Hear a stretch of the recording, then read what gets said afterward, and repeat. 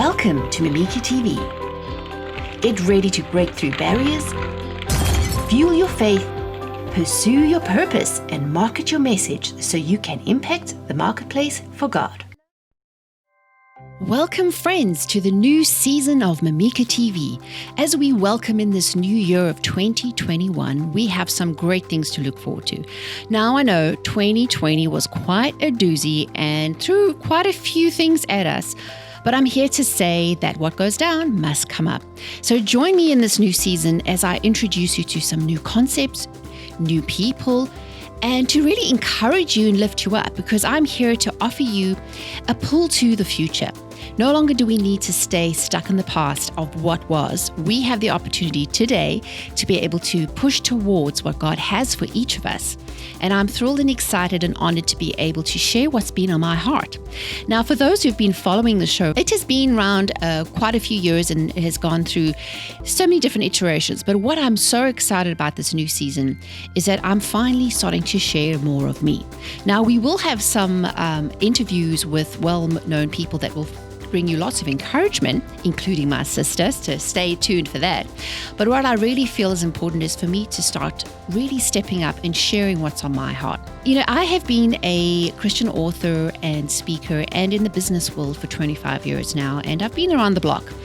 And in the last few years in particular, I've really felt a pull towards doing what I feel God has called me to do. So if you are listening to this or watching this today, I want to encourage you that it doesn't matter where you come from, what mistakes you've made in the past, there is always a do-over. To really kick the season off, I thought, what better way than to start sharing more of my story? Because for many of you don't know exactly where I came from and what my story is, and I have quite a few doozies to share myself, and some really interesting challenges, if I must say. So before we dive into great content, I really wanted to start off by sharing a little bit more about me, and just to really show you that I know what you've been going through. As an example, I had to recover from COVID that I got in July, and now we are almost 7 months later. I still have a few things that I have to deal with. I'm still recovering, but I have definitely almost made it there. And I know that something like what we've been going through the pandemic can really challenge our fortitude, our faith, and challenge our perseverance. So let me encourage you today. Let's kick this off today together. Make the decision of a New Year's revolution, not just a resolution, because we are going to revolutionize the way we think, the way we act, and what we do. We can push towards the future because God is on the move and He wants you part of His army. So let's begin. Once upon a time, when I was born and raised in South Africa, it was a very interesting environment to grow up in. Obviously, when you are in an environment and it seems very conflicted, it's just what you know. So growing up under apartheid, it's just kind of what we were told, that this is how you live and these are the rules. You pay by the rules and there is no coloring out of the lines. Now, I don't know about you, but I'm an artist who loves to color out the lines. So if someone says to me, don't do that, I'm going to go, why is that? Always asking the question why. And I think it's important. Because what I had learned during those stages, I did actually work for someone for 2 years when I was 18. But even before that, a lot of the environment shaped my future. My last year in high school was 1994. Now, for those who will remember, that is the year that President Mandela came into power, and we had that huge shift in change in our country where the world was looking on. Now, for someone who was living through that, it was pretty much like the environment we're living in right now. A lot of fear, a lot of uncertainty, a lot of racism, a lot of hatred, a lot of people slinging mud at each other verbally. And there were even, closed down schools. They were, burning cars and had blockages. We were on the brink of civil war. So talk about a fear environment. That was it. And the thing is, we didn't have great hope of where we were going because there was a lot of uncertainty, like who are these leaders? And, it's changing the old from the new, although change is good.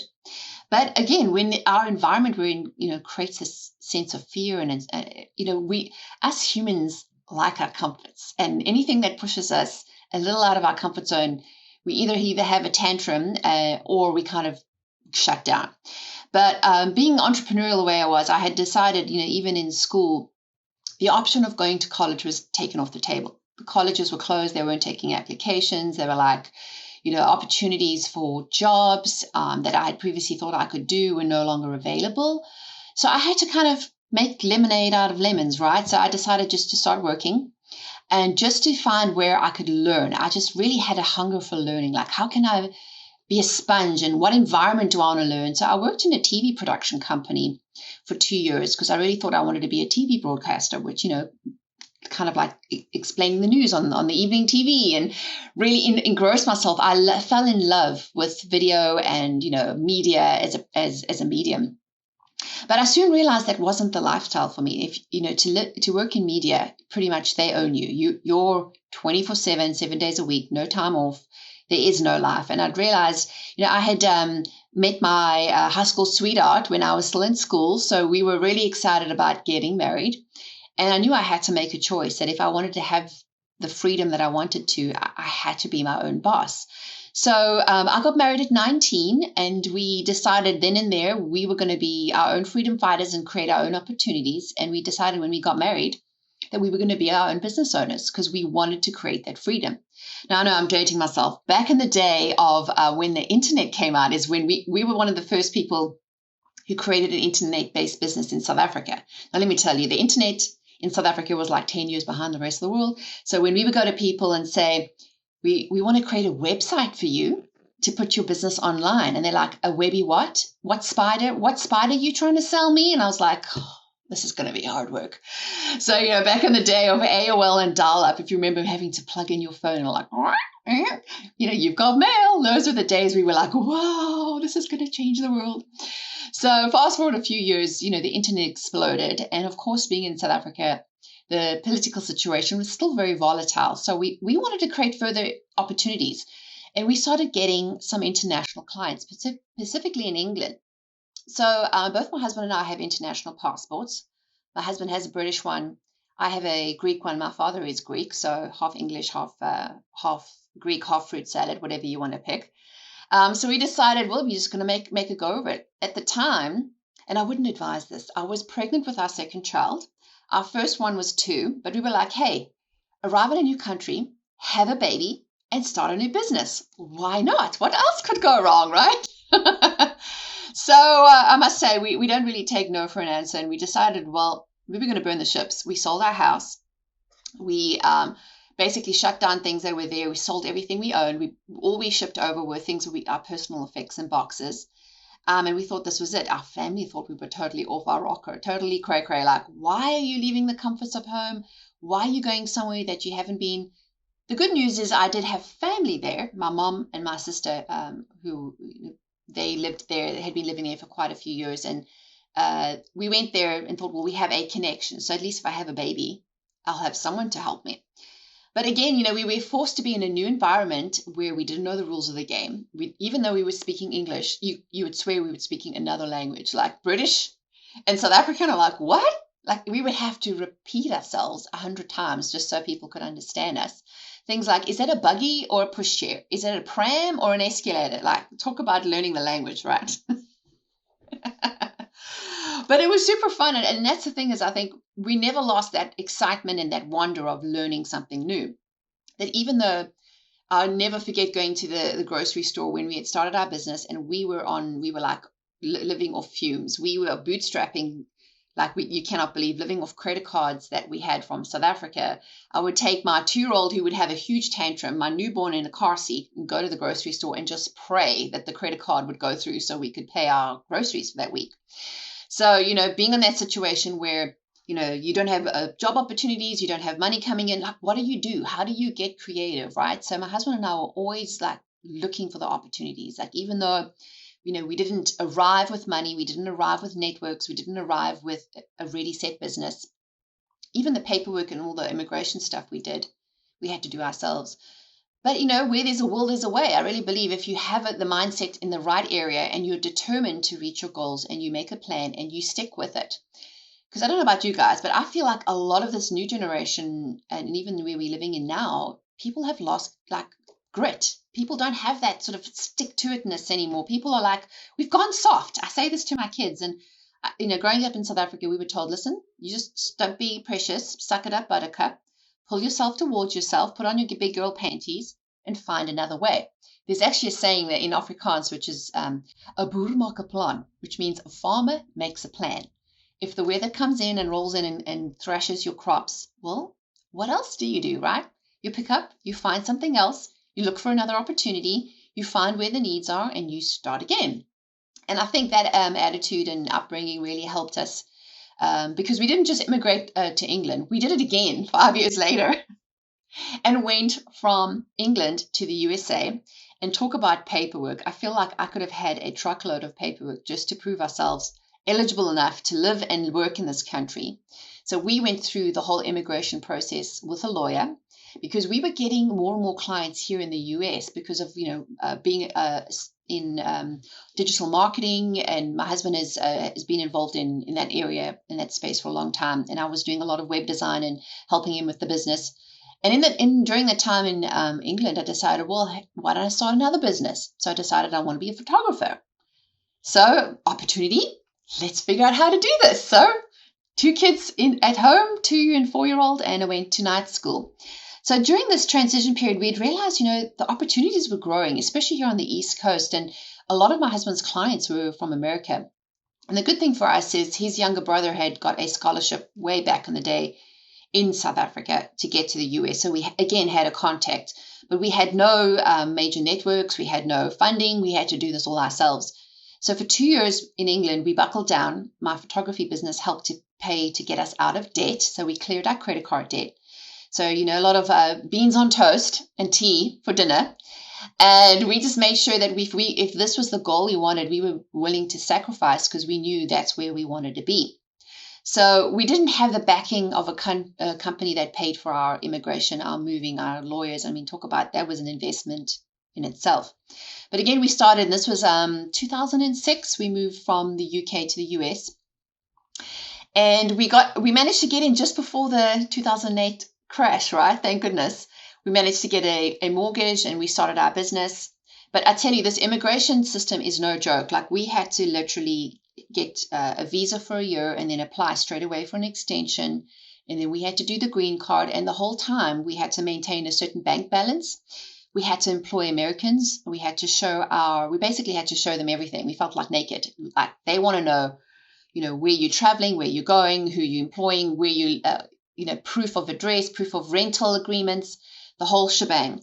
So for the first 3 years, our lives were under microscope. Everything we did, we couldn't even leave the country. We didn't want to jeopardize our visa. And during this time, we still had to maintain and build our businesses. So I always say to my husband, we joke about it now, but I feel like something broke, like stress-wise, just trying to keep it together and moving over. And of course, our kids at that stage were 7 and 5. And, transitioning them into a new school system was another thing. So we've always just kind of thrown ourselves in the deep end and realized that sometimes that's the way life is. It doesn't come with an instruction manual. Parenting and entrepreneurship definitely don't. But, environments change. There is no set plan that says here, you go to school, you go to college, you get married, and you do your job. Like, those days are over. I think we're in a new society where we need to be able to pivot. We need to be able to shift our paradigms. We need to be able to look at things and say, the school system, society has told me to think a certain way. I mean, I had this conversation with my 21-year-old who's graduating early from college, and she's like, my whole life I've followed the rules. I've said, had to go to school, be a good girl, get good grades, and get into high school, and high school gets to college, and now college is like, okay, now you get a job. And she's like, wait a minute. I was just following the rules, and I didn't even know if this is what I was meant to be doing, or is this what I want to be doing? So she's having an identity crisis right now. So, kids still need you even when you get older. And then my youngest is 10, and so we're still in that sort of younger phase with her. But what I'm realizing is, even with that, like all of us having lived through this global pandemic of having to homeschool our kids for a while, and what does that look like? Like, even though I have clients and things and ideas and goals I had myself to do, sometimes life throws you lemons and you just have to adapt and you have to change. But it's okay, as long as we have a growth mindset and we think, okay, even though this isn't going to plan, even though things didn't turn out how I expected, I can still use the raw tools of what I have, and I can build onto something else.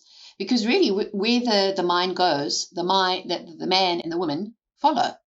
So that's why I feel like, this is such a crucial thing to talk about today, because, society is the way it is, but we can't blame shift. We have to take ownership for ourselves, and we have to decide today, am I going to stay stuck? Am I going to stay a victim and keep blaming and wishing? And like I keep hearing people say, I can't wait for it to go back to normal. Well, let me give you a news flash. It isn't going back to what was you considered normal. Things will always be changing. Things will always shift. If we just think about it after 9/11, how things in security getting on airplanes changed. Like now they still scan you. They still don't allow water on the bottles. But that was like 2001 adjustments. That hasn't changed.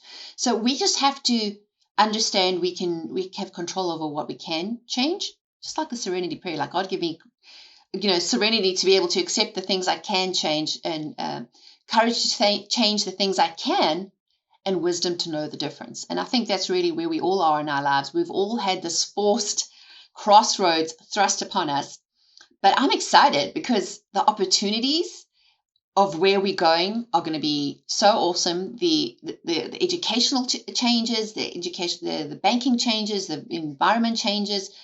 I think we're all going to learn from this and realize this has actually been a good thing. We've been able to learn and grow from this situation. Are you ready to grow? Come join our group mentorship to stretch yourself and reach your full potential. Go to mimikacooney.com to reserve your seat today.